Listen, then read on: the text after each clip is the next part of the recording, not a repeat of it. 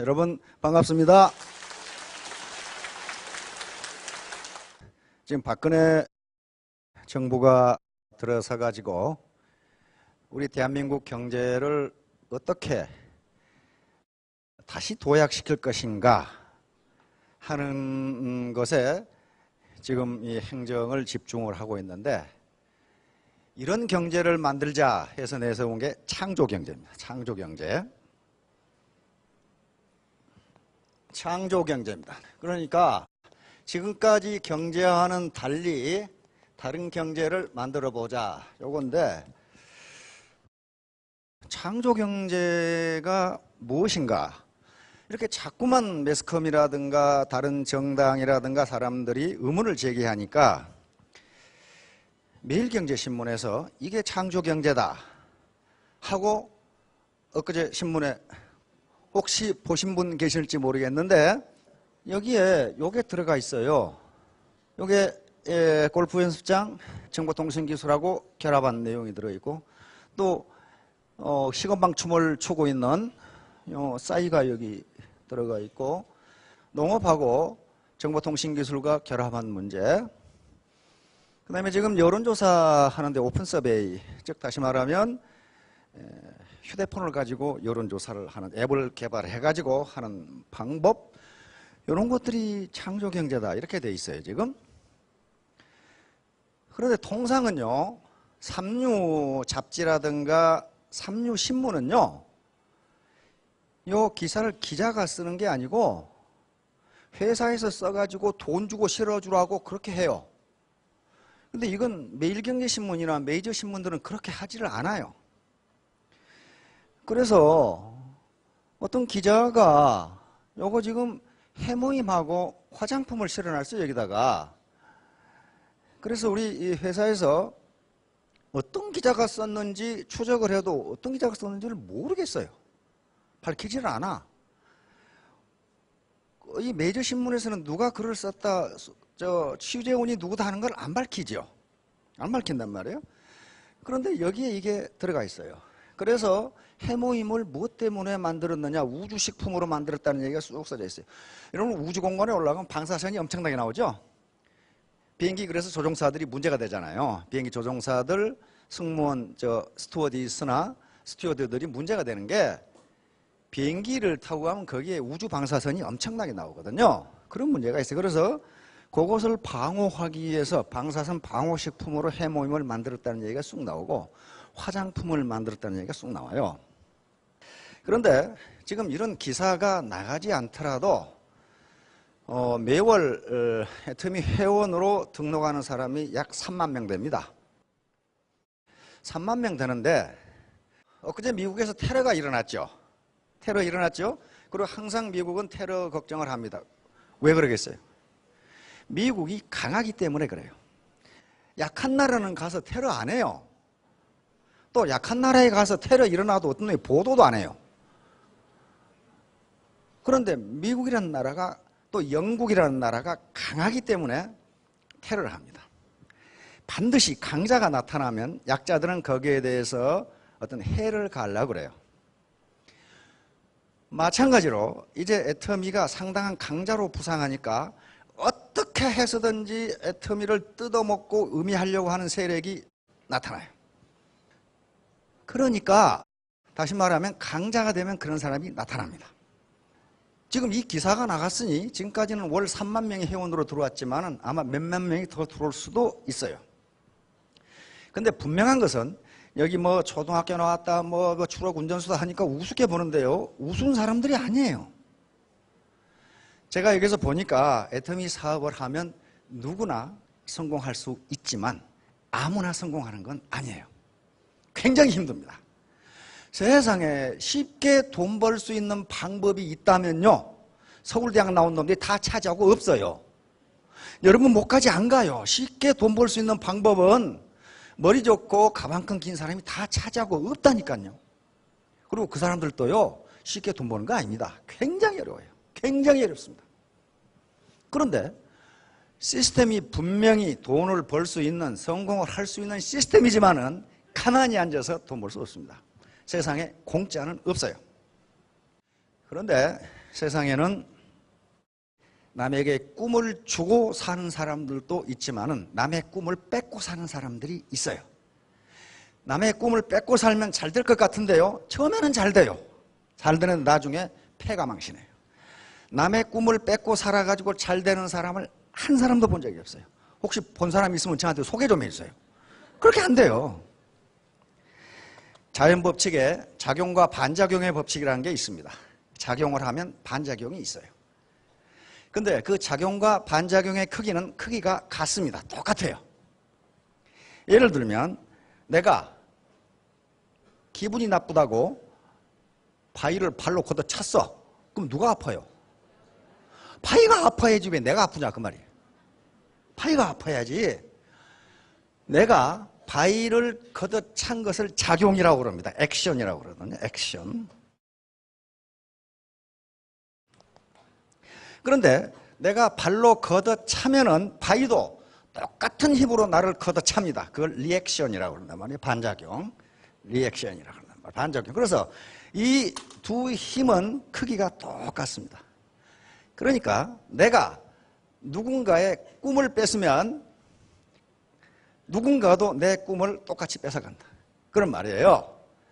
정당한 방법, 정의로운 방법으로 성공하고 돈을 벌려고 해야지 편법이나 묘수를 쓰게 되면은 절대로 그렇게 될 수가 없어요. 돈을 벌 수가 없어요. 자, 여기 이제 창조 경제라고 하니까 창조가 뭐냐? 창조는요, 무에서 유를 만드는 게 아닙니다. 무에서 유를 만드는 것은요, 신밖에 할 수가 없어요. 다시 말하면 태양 아래 새 것은 없어요. 창조는 뭐냐 하면은 지금까지 있는 것인데 관련이 없다고 생각하는 것을 관련시키는 그것이 바로 창조예요. 다시 말하면 여기 화장품하고 해모임이 있는데 여러분 생각해 봐요. 상식적으로 한국원자력연구원에서 화장품을 만든다. 말도 안 되는 소리잖아. 개풀 뜯어먹는 소리 아니에요. 아니 한국원자력연구원에서 원자탄이나 만들지 무슨 놈 화장품을 만들어. 아무 관련이 없는 것처럼 보이는데 관련을 시키는 걸 창조라고 얘기한다. 그걸 창의성이라고 얘기해요. 아니 무슨 한국원자력연구원에서 한약을 만들어 해모임. 청궁, 당귀, 백작약 그렇잖아요. 청궁, 당귀, 백작약은 우리 조상들이 3000년간 먹어온 보약이에요. 그렇잖아요. 이 연구원들이 거기에 착안을 한 거예요. 우주 방호식품, 방사선을 방사선 피폭이 많으면요, 오랜 시간 동안 피폭이 되면은 면역이 떨어져, 백혈구가 떨어지죠. 이런 문제에 봉착하기 때문에 어떻게 하면 면역을 올릴까라고 한국원자력연구원 연구원장님이 연구원한테 미션을 줬어. 그 면역을 좀 올리는 거야. 연구해보라고. 여러분들이 그 과제를 받았다면 어떡하겠어요? 아니, 왜 나보고 그걸 만들라고 그래? 그럴 거 아니에요. 거기다가 밑도 끝도 없이 그 면역을 올리는 걸 한번 만들어보라고. 그럼 어떻게 해야 되겠어요? 연구원 학자들이 뭘 생각했냐 하면은 혹시 우리 조상들이 수천 년간 보약이라고 먹어온 것 중에 그런 게 있지 않을까 그렇게 생각한 거예요. 이게 창조 경제란 말이에요. 원장님은 한약하고는 아무 관계도 없는 화학자예요. 그냥 장인순 박사님이라고 있죠. 한약은 몰라요. 그런데 이 양반은 뭘 가지고 한 거예요? 어떻게 하면 우리 직원들이 면역이 떨어지지 않도록 할 것인가 하는 인도주의적 견지에서 그렇게 한 거예요. 그렇죠?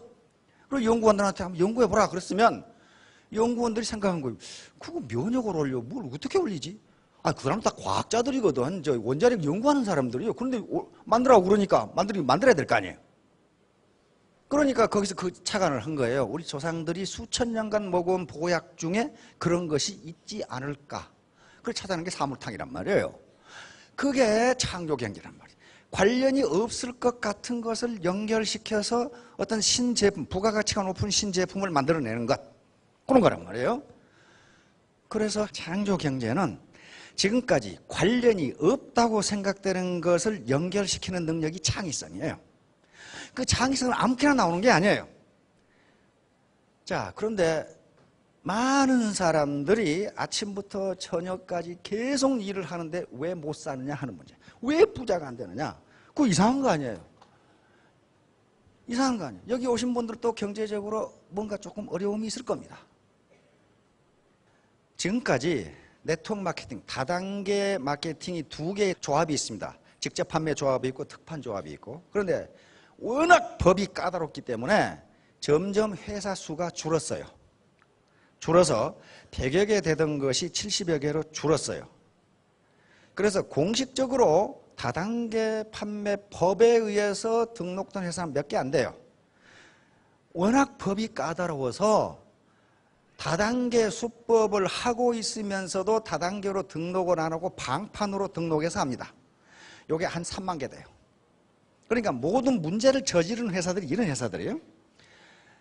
예를 들면 우리나라 상법에 회사를 법인을 설립하는데 5천만 원이면 됩니다. 5천만 원이면 법인을 만들 수 있어요. 근데 이건 아마 유연적 소지가 있을 거예요. 누가 지금 이혼 소송을 안 해서 그렇지. 다단계 업은 5억이 있어야 돼요. 그러니까 일반 회사는 5천만 원이면 되는데 이건 5억이 있어야 돼요. 그리고 3개월 동안 판매액의 20%를 현금으로 갖다 둬야 돼요. 조합에다. 다시 말하면 100만 원을 매출했으면 20만 원을 조합에 갖다 두라 이거예요. 얼마까지? 3개월간 그렇게 하라. 그 다음에 매월 누가 무엇을 얼마치를 샀는지를 공정이 컴퓨터에 띄우라는 거예요. 그 다음에 이 반품하는 돌려주는 거 다른 곳은 한 2주면 되는데 몇 개월 돌려주라. 그런 식으로 해놔서 그러니까 민원을 회사에 제기하면 이거 바꿔주시면 회사에서 바꿔주는 거 아니라 거기서 돈 가져가라. 돈 맡겨놨으니까 돈 가져가라. 그럼 여러분 생각해 보세요. 월 지금 300억을 매출한다. 300억에 20%면 얼마예요? 60억이지요. 180억을 갖다 놔라 그 말이에요. 이익의 180억이 아니에요. 매출의 180억을 갖다 놔라. 이렇게 하니까 회사에서 가장 우리나라 큰 회사들이 가장 중요하게 생각하는 게 회사의 기밀입니다. 그렇죠? 회사 정보예요. 그런데 그 정보를 다 공개하라는 거예요. 누가 무엇을 언제 얼마치를 샀는지를 컴퓨터에 공개하라는 거예요. 인터넷으로. 그렇게 하니까 다단계는 안 하려고 그래.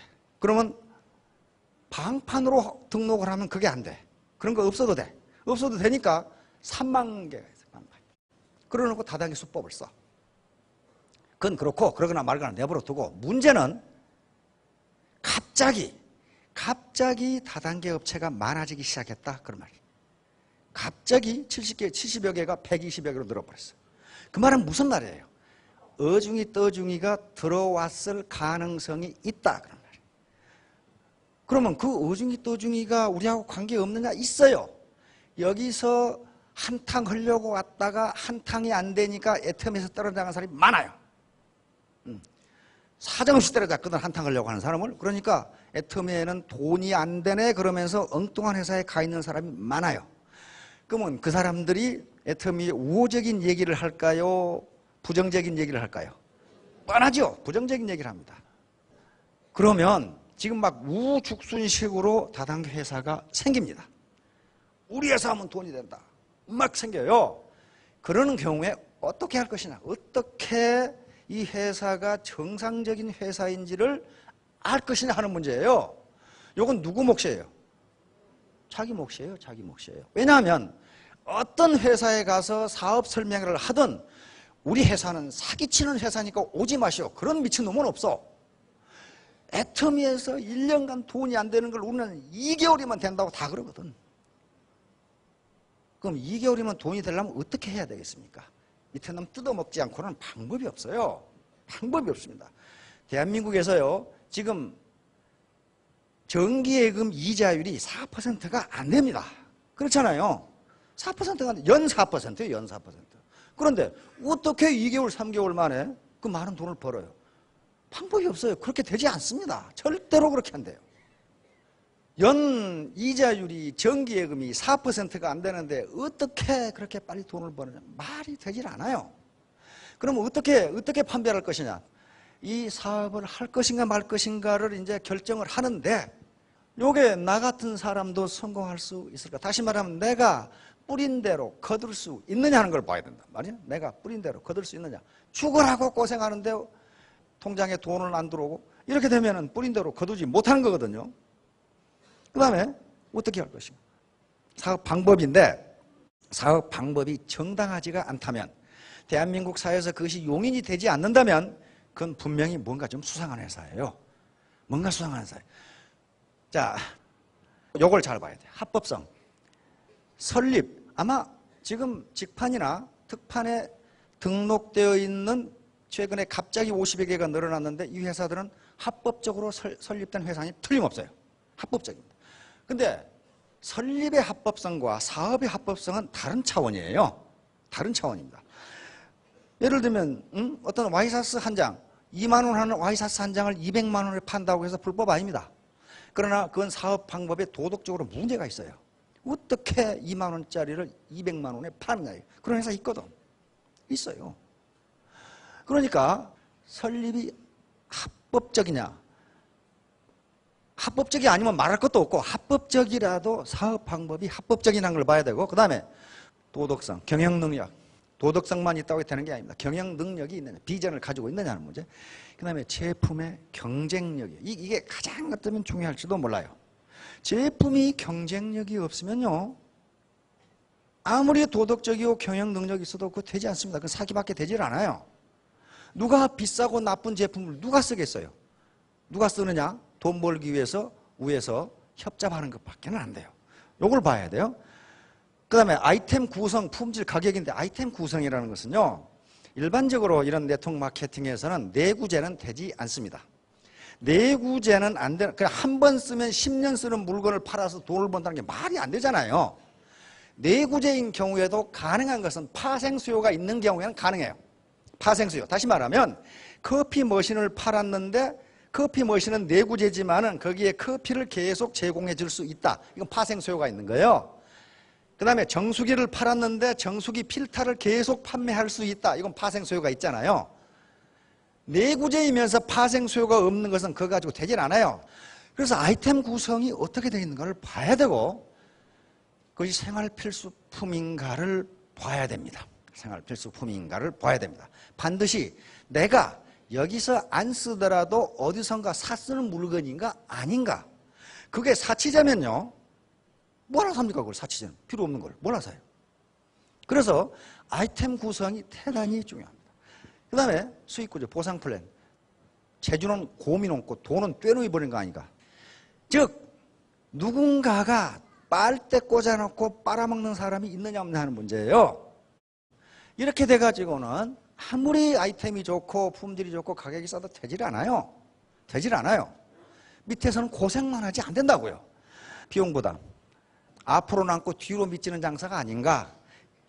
진입비라는 게 지금 애터미를 제외하고 제가 조사를 해보면 다른 네트워크 회사는요.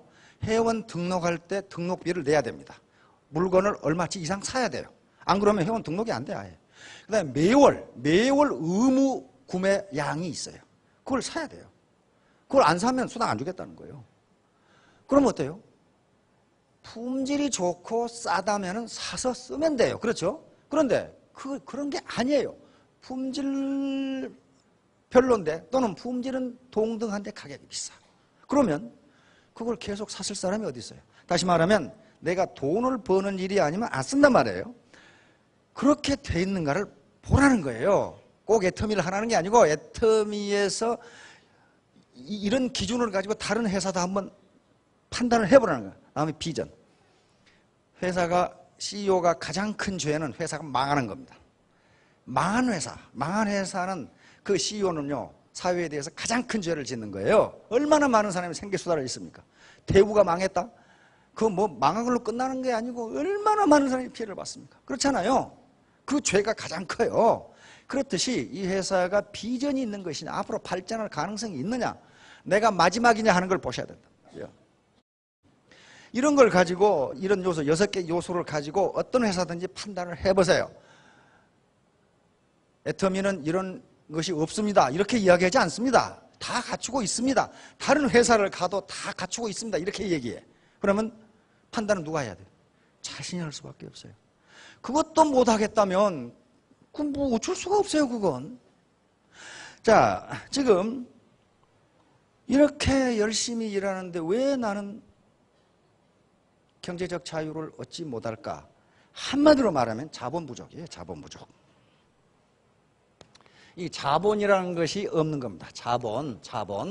자본이라는 것이 없어요. 캐피탈이라고 그러는데요. 자본이라는 게 없어요.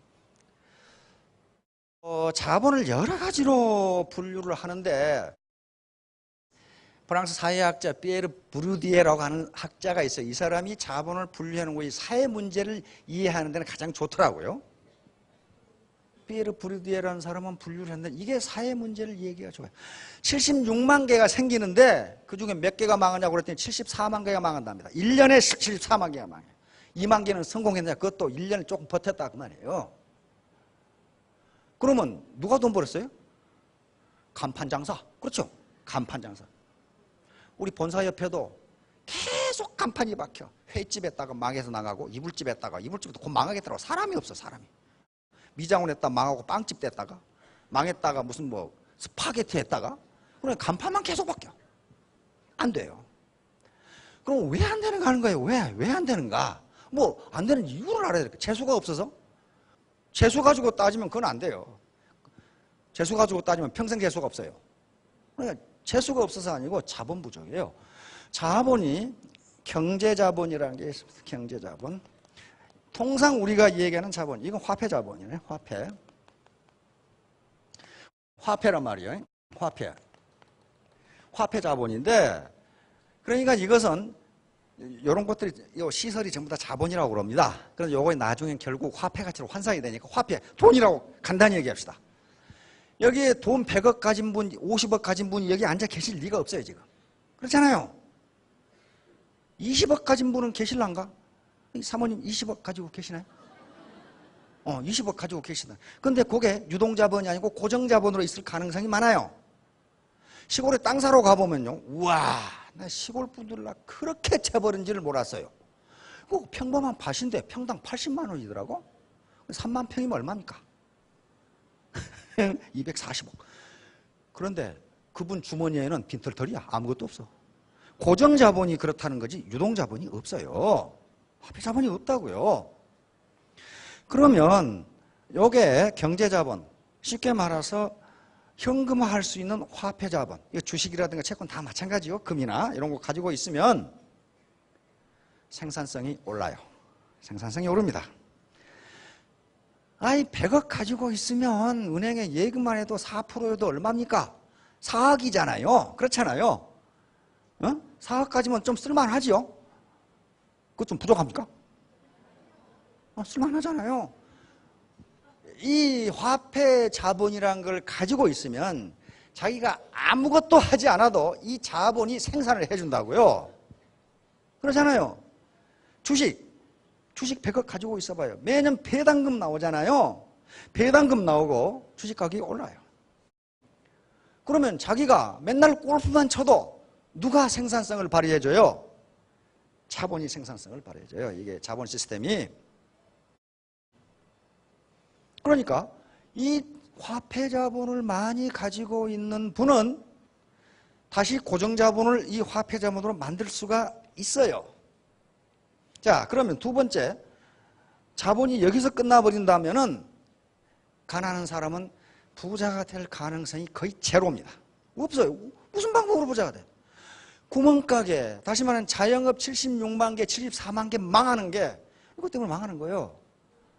적어도 자기 돈으로, 자기 자본으로 했다면 그렇게 망하지는 않을 거예요. 한 2년은 버틸 거예요. 그렇죠? 전부 다 대출해가지고 했기 때문에 이자 감당이 안 되고, 그냥 뭐 감당이 안 돼요? 가계세 감당이 안 돼. 그렇죠? 그 가계라는 고정자본이 자기 거라면은 망하지는 않아. 밥은 먹고 살아. 그렇죠? 밥은 먹고 살아요. 그런데 가계세 내고, 유틸리티, 전기라든가 수도세 내고, 인건비 내고, 그 다음에 돈 빌렸으면 돈 이자 나가고, 어떻게 감당을 해? 1년 버티기 힘들어요. 뭐 때문에? 화폐 자본이 없어서. 화폐 자본이 없어서. 그러면 화폐 자본이 없는 사람은 어떡하란 말인가? 평생 가난뱅이로 살라는 말인가 하는 문제가 생겨요. 그렇잖아요. 예, 여기 다행히 사회자본이라고 하는 자본이 있습니다. 사회자본, 소셜 캐피탈이라고 그러는데,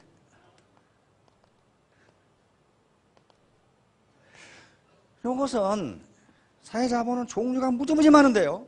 결론적으로 말하면 사회적 연결망이에요. 소셜 네트워크예요. 소셜 네트워크, 사회적 연결망입니다. 연결망. 사회적 연결망. 이게 자본이에요. 다시 말하면 이 학자가, 피에르 부르디라는 학자가 이 자본이 무엇인가를 연구하게 된 동기가 어디 있냐면요. 어째서 부자들은 계속 부자로 살고 가난뱅이는 계속 가난하게 사는가? 무엇 때문에 이러는가? 무엇 때문에 사회적 계층 이동이 이렇게도 안 되는가? 하는 걸 연구하다가 이런 걸 발견해낸 거예요. 다시 말하면 사회적 연결망. 여러분들이 신문에 가끔, 뉴스에 가끔 어느 부장판사는 퇴직해가지고 전화 한 통화에 1억 받았다. 그런 말 있죠. 1억 받을만 해요. 뭐 때문에? 구속될 놈을 집행유예로 풀어나게 했잖아요. 그렇잖아요. 그게 사회적 연결망이에요. 그 부장판사는 또는 부장검사는 거기에 지금 현역에 있는 판사와 검사하고 사회적 네트워크가 돼 있단 말이에요.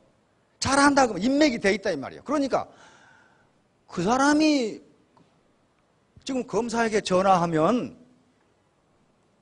구속될 사람을 집행유예로 풀어나지만은 여러분들이 전화하면 되겠냐 그 말이에요. 안 돼요. 되겠냐 그 말이에요. 왜? 소셜 네트워크가 그 사람하고 형성되어 있지를 않잖아요.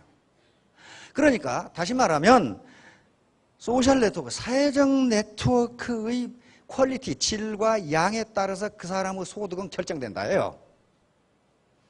그런데 모든 인간은 사회적 연결망을 가지고 있습니다. 다시 한번 인맥을 가지고 있는데 이 사람이 조사를 해보니까 가난뱅이들은 전부 가난뱅이들하고 연결되어 있더라고 말이에요. 여기에 전화해가지고 구속될 놈을 집행유예로 풀어내지 못하더라 그런 말이에요. 이 사회적 연결망을 어떻게 넓힐 것이냐 하는 문제예요. 세 번째 문화자본이라고 있습니다. 문화자본. 문화자본, cultural capital이라고 합니다. 이것은 사회적인 학위라든가 자격증이라든가 문화적 혜택입니다. 의사 자격증을 가지고 있다. 하버드를 나왔다. 서울대학을 나와서 그 졸업장을 가지고 있다. 변호사 자격증을 가지고 있다. 회계사 자격증을 가지고 있다. 이것은 어떤 성장하면서 얻어진 자격증이에요. 여러분 의사 자격증 가진 사람과 포클레인 자격증 가진 사람이 누가 소득이 많겠냐 하는 거예요. 누가 자본이 많으냐 하는 거예요. 생산은 자본에 의해서 이루어지거든요. 정말 자본이 많으냐.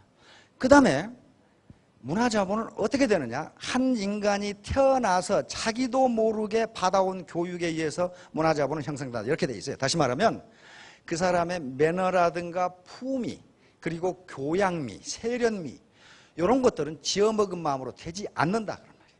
되지 않는다. 그런데 사회적으로 교양미가 있고 세련미가 있고 매너가 좋고 그 다음에 아주 품격 있는 언어를 구사하고 하는 사람이 사회적으로 더 좋은 위치에 올라가겠느냐. 10원짜리 동전이 입에서 계속 나오는 사람이 사회적으로 좋은 위치에 올라가겠느냐 하는 거예요. 다시 말하면 이 사회자본과 문화자본의 크기가 결국 뭘 결정하냐 하면은 뭘 결정하느냐. 경제자본의 크기를 나중에 결정하더라 그런 말이에요. 사회적으로 좋은 대학, 좋은 학위, 그 다음에 인정받는 어떤 자격증, 그리고 세련미, 그 다음에 사회적 네트워크가 자기가 알고 지내는 인맥이 상당한 수준에 있는 사람들은 소득이 높더라는 거예요. 거기서 넣는 소득이. 그래서 이것이 다시 경제자본으로 가고 경제자본이 다시 사회자본으로 오고 이 악순환을 계속하기 때문에 사회적 계층 이동은 되지 않는다 이렇게 결론낸 거예요. 그 좋은 예가 서울대학이에요. 서울대학 학생 조사해 보세요. 자기 부모가 전문직과 관리직에 있는 사람이 70, 80%. 서울대 학생이 그렇게 생겼어요. 연고대도 마찬가지예요. 자기 부모가 전문직이나 관리직에 있는 사람이 거의 70%예요. 그럼 옛날에는 농촌 사람이 많았는데 그때는 그랬어요. 왜 그렇게 했어요? 그때는 관리직이나 전문직이 별로 없었거든. 다 농사꾼이었거든. 지금은 그렇게 되지 않는다는 거예요. 되지 않는다. 왜 그러냐면은 그러면 그 서울대학에 들어간 전문직, 관리직 자녀들이 다 머리가 좋은 자 그게 아니라는 거예요. 그게 아니에요. 태어나서 성장해오는 과정에서 학업을 할 수 있는 분위기 속에서 살았기 때문에 그렇게 된다는 거예요, 지금.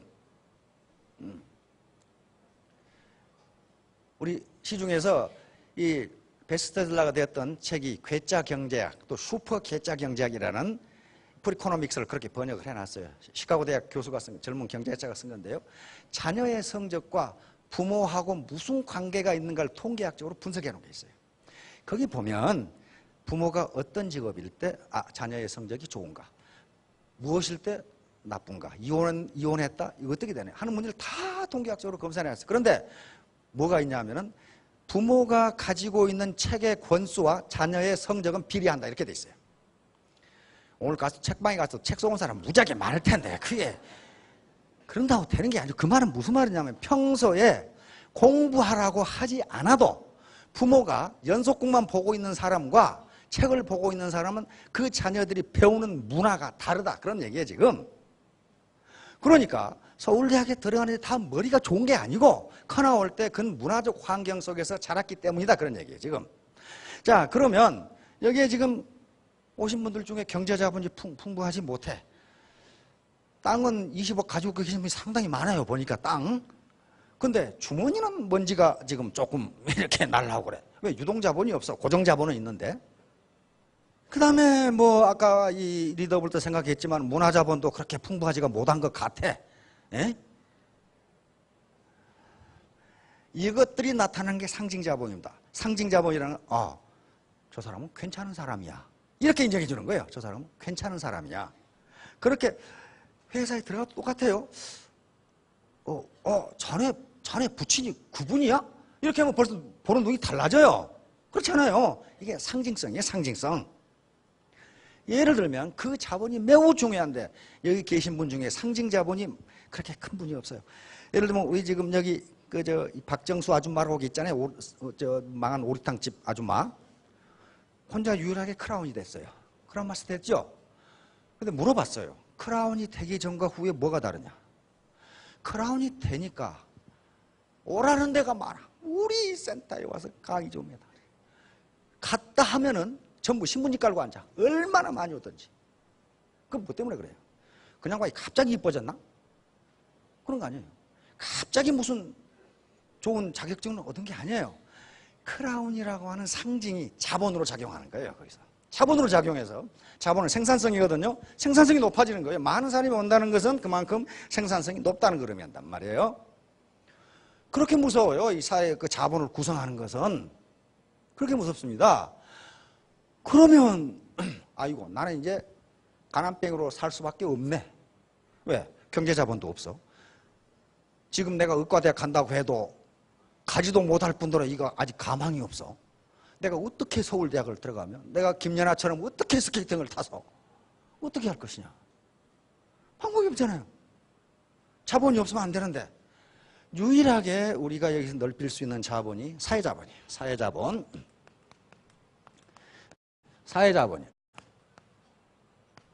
사회자본, 소셜 캐피탈입니다. 이건 사회 연결망이라고 그랬어요.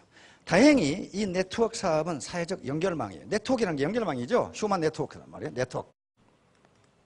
사회적 연결망이기 때문에 이 연결망을 넓혀갈 수가 있어요. 스폰서와 파트너 관계로 이어지는 이 연결망 속에는요, 별의별 사람이 다 들어와요. 별의별 사람이 다 들어옵니다. 전부 자기 나름대로의 사회적 연결망을 가진 사람들이 이 연결망 속에 들어온다고요. 그렇잖아요.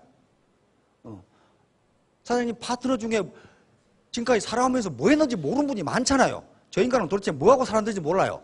그러나 그 사람도 나름대로의 사회적 연결망을 가지고 있다고요. 그렇잖아요.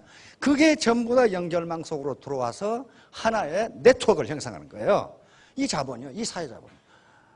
문화자본을 늘 지금 키울 수 있는 방법도 없고, 학교를 새로 갈 수도 없고, 고급 명품을 사는 것도 문화자본에 해당합니다. 고급 명품을 사는 것도, 페라리를 사고 타고 다닌다. 그럼 사람들이 한 번 더 봐요. 그런 것들이 하나의 상징, 문화자본이 된다고요. 그런데 지금 람보르기니, 그럼 가격이 얼마나 하나요? 그게? 4억 7천이랍니다. 4억 7천짜리 스포츠카 하나 타고 다녀보세요. 다 쳐다봐요.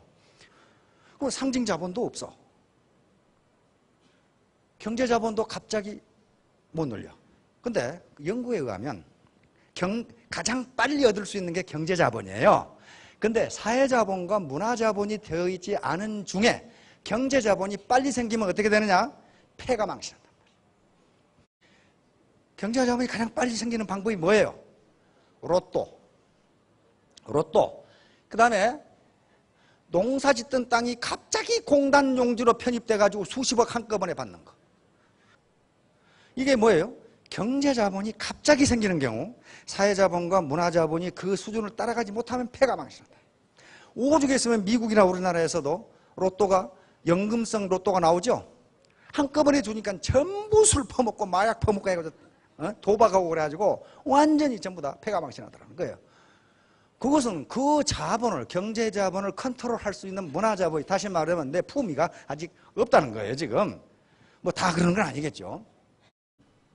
자, 그래서 사회 자본을 누릴 수 있는 유일한 방법이 지금으로서는 소셜 네트워크를 만드는 수밖에 없어요. 그런데 이 네트워크 속에 들어오면은 성공할 수 있는 분들이 보여요. 어떤 학자가 그래놨더라고. 상대방과 원수를 지는 아주 좋은 방법이 있다. 당신이 그 사람보다 똑똑하다는 걸 증명하면 된다. 그래놨더라고. 맞잖아요. 당신이 그 사람보다 똑똑하다는 걸 증명하면 그 사람하고 원수가 된다는 거예요. 그러나 당신이 그 사람에게 배우는 입장이 되면 그 사람은 당신의 친구가 된다.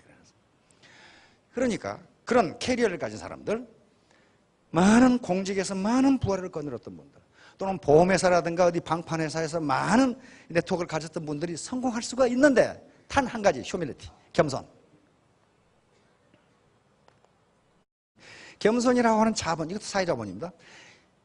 도덕성, 겸손, 규범, 신뢰 이런 것들이 사회자본 밑에 들어가서 이것이 네트워크를 형성하도록, 연결망을 형성하도록 돼 있어요. 예를 들면 부도덕하고 거짓말하고 교만한 사람이 소셜 네트워크가 커지겠냐 그 말이에요. 안 커지잖아요. 누가 그런 사람하고 친구하겠어? 맨날 거짓말하고 교만하고 지 말만 하고 남의 말 안 듣고 그런 사람은 소셜 네트워크가 커지질 않아요. 그러니까 소셜 네트워크가 자본인데 그 밑에 하위 개념이 많이 있습니다. 창조 경제가 나왔기 때문에